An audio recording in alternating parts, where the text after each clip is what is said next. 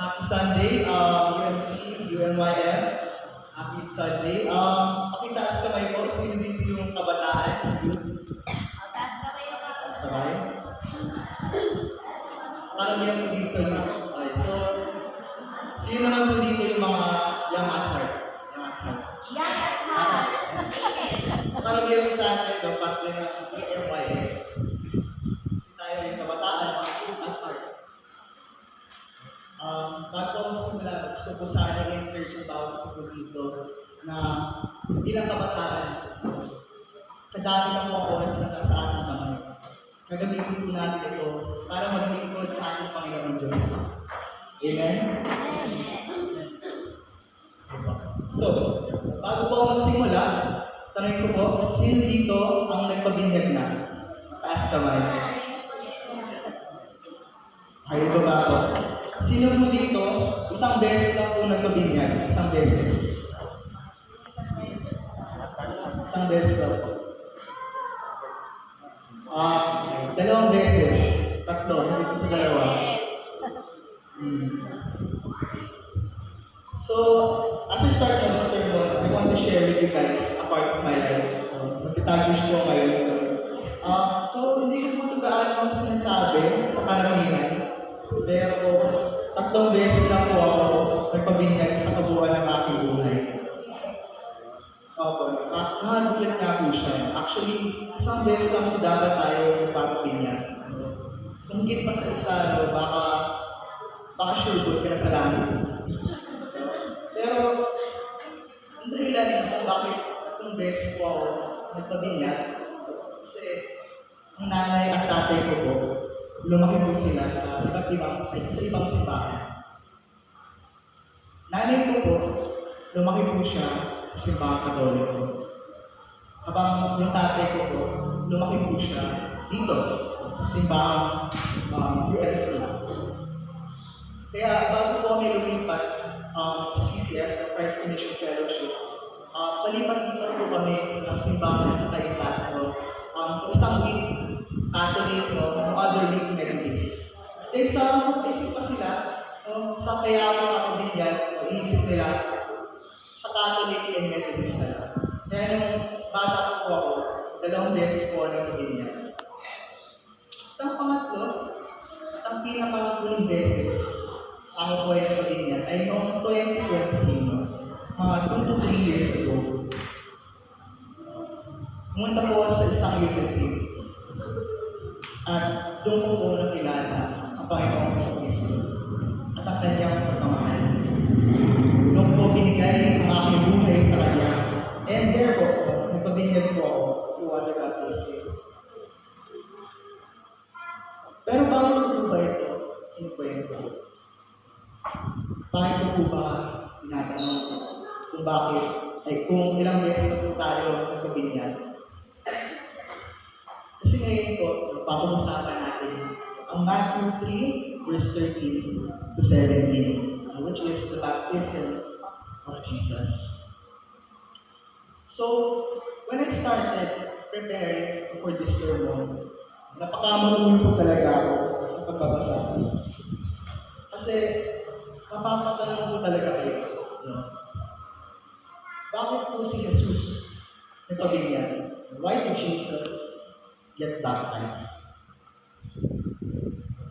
Let's read verse 13. Sabi dito, Then Jesus came from Galilee to the Jordan to be baptized by John. But John tried to deter him, saying, I need to be baptized by you, and do you come to me? John tried to deter Jesus. Or sa ibang salita, pinigil niya po si Jesus. Ang sinabi niya kay Jesus, kung na nga ang kasalanan, kasi ikaw pa pumupunta sa akin. Diba? Bakit po ba tayo nagpapabinyag? Tingnan ko po ito next sa AI.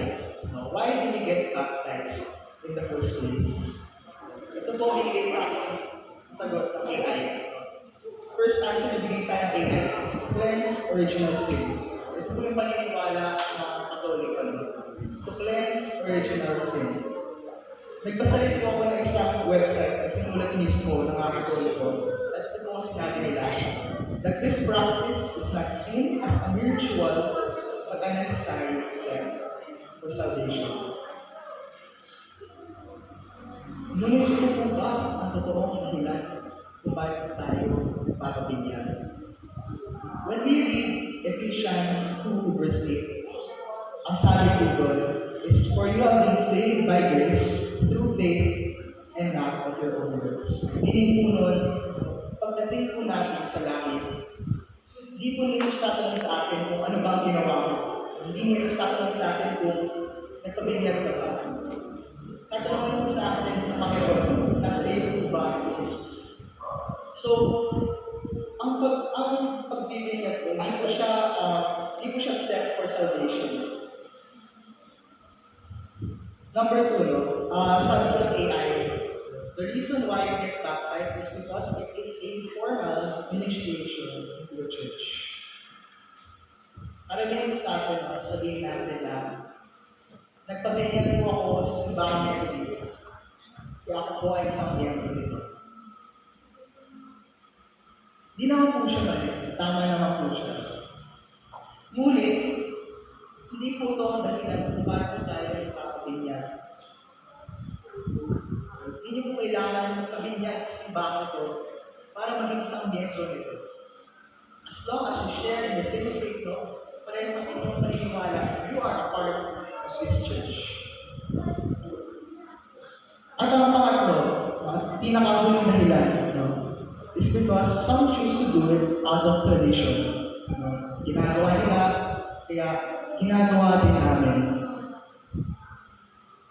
But according to Matthew 3, baptism daw is a symbol of repentance. Matthew 3 verses 11, sabi na po, I baptize you with water for repentance. Ano po ba ang repentance? What is repentance? Kung tingnan po natin ang pagsalin niya sa wikang Griego, ito po ay metanoia. Meaning po neto, change of mind, pagbabagong isip. Repentance is ang ating pagbabagong isip na kung ikaw ay dahil naninirahan sa kasalanan, ngayon ay pinipili mo siyang talikuran. Repentance is pagbabagong isip. Before you reject Jesus, now you turn to Him. That is repentance. So ngayon alam na natin kung bakit po tayo nagpapabinyag. Ito po ang tanong sa bago sa atin. Why did Jesus get baptized? Makasalanan po ba si Jesus? Hindi po makasalanan si Jesus. So why did Jesus get baptized? When God became man, hindi po nawala ang kanyang pagka-Diyos. God cannot sin. So why did Jesus get baptized? 2 Corinthians 5 verse 21. God made Him who knew no sin to become sin on our behalf. Ang dahilan po kung bakit nagpabinyag ng Jesus Cristo ay dahil naiisang po siya sa atin. Sa atin, mga makasalanan. He identified Himself with us. He cleansed Himself on our behalf. Para sa atin, para sa bawat isa dito. Nagpakumbaba po si Yesu Cristo para sa atin. Hindi ko po alam kung may nabalong na ito dito, pero sabihin ko natin na maayos ka naman na tao. Sinusundan mo naman ang batas. Makikisa po ba kayo sa isang kriminal? Karamihan po ng mga kriminal, hindi po sila innocent. Karamihan po sa kanila, mga adik, mga mamamatay tao, mga magnanakaw. Ikaw po na sumusunod sa batas. May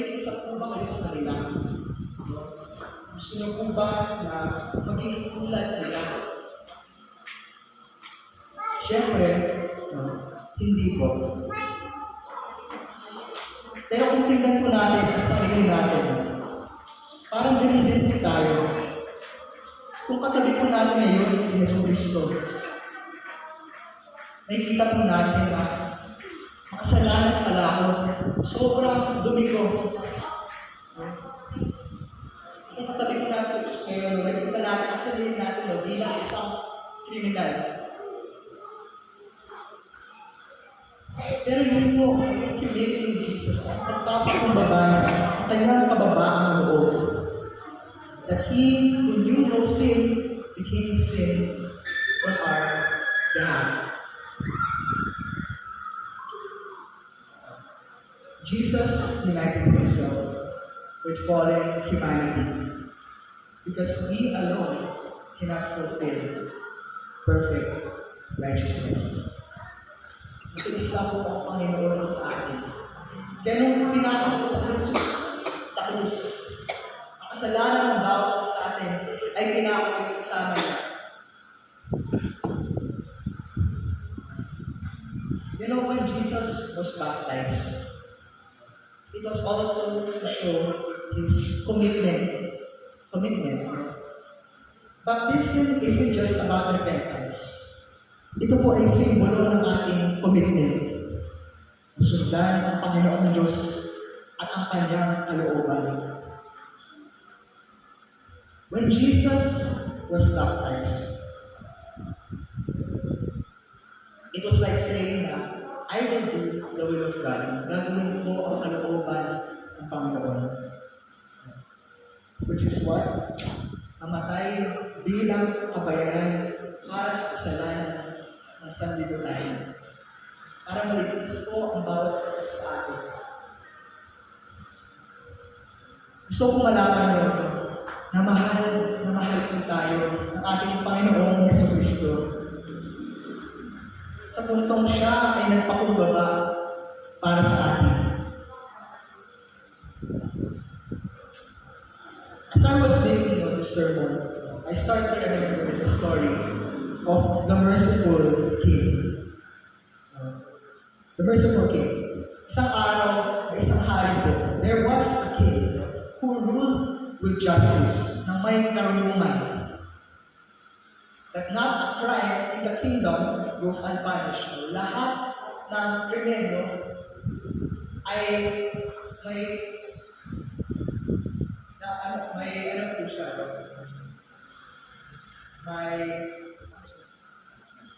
May punishment po siya.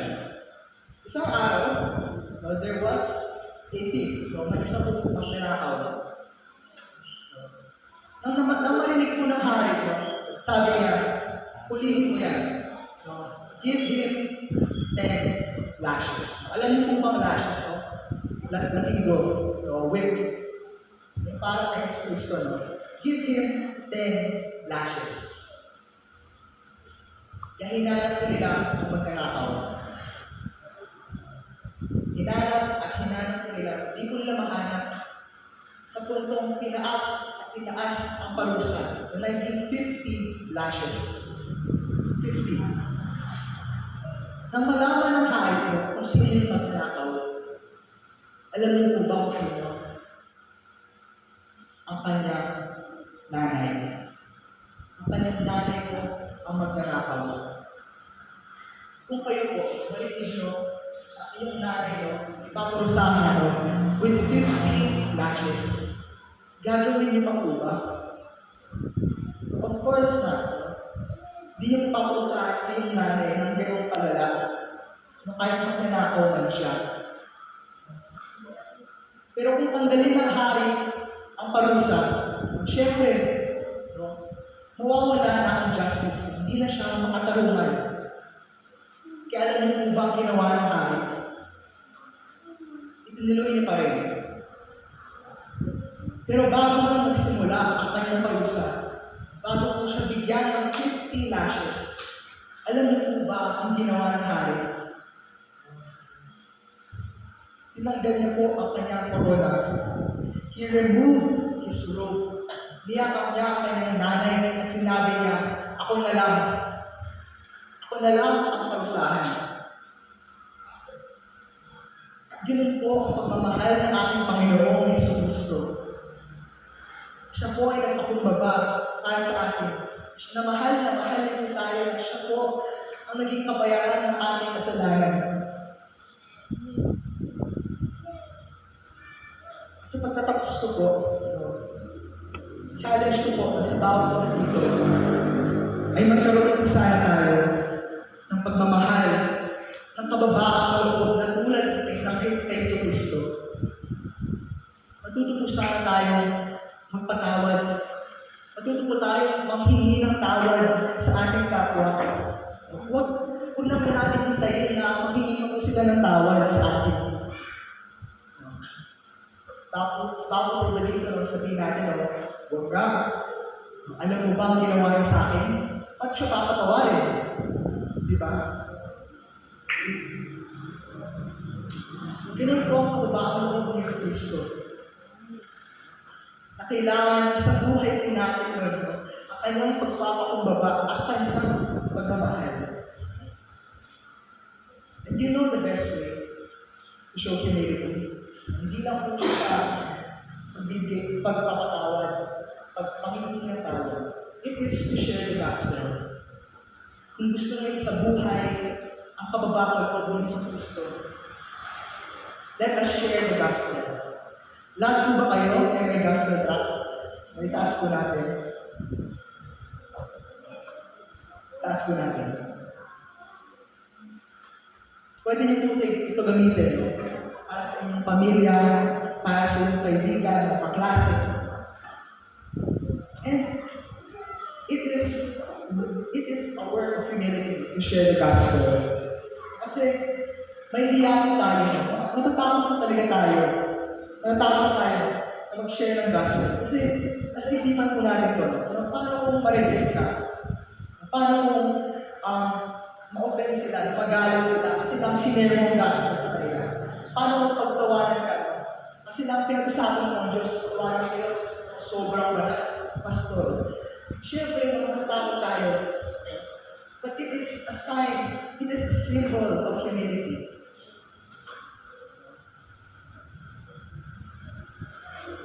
Alam niyo po, gusto niyo po ba malaman? Gusto niyo po ba malaman kung is talaga na sinasabuhay po natin?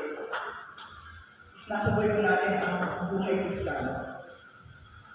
Para po malaman kung sinasabuhay po natin ang buhay Kristiyano, itanong po natin sa sarili natin, am I living like Jesus?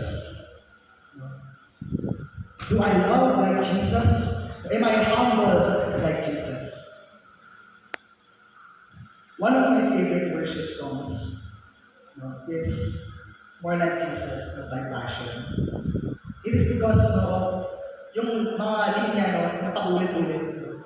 Paulit-ulit po yung sinasabi na make me more like Jesus, more like Jesus. And I really hope na yun po ang dasal, na yun po ang prayer ng bawat isa sa atin. Nasa ating buhay, sa buhay ng bawat isa, matuto tayo sa buhay ng pagmamahal, ang kababaang loob ni Jesucristo. So let our prayers be, Lord, turuan mo ako kung paano maging tulad mo. Jesus, teach me to be humble and teach me to love.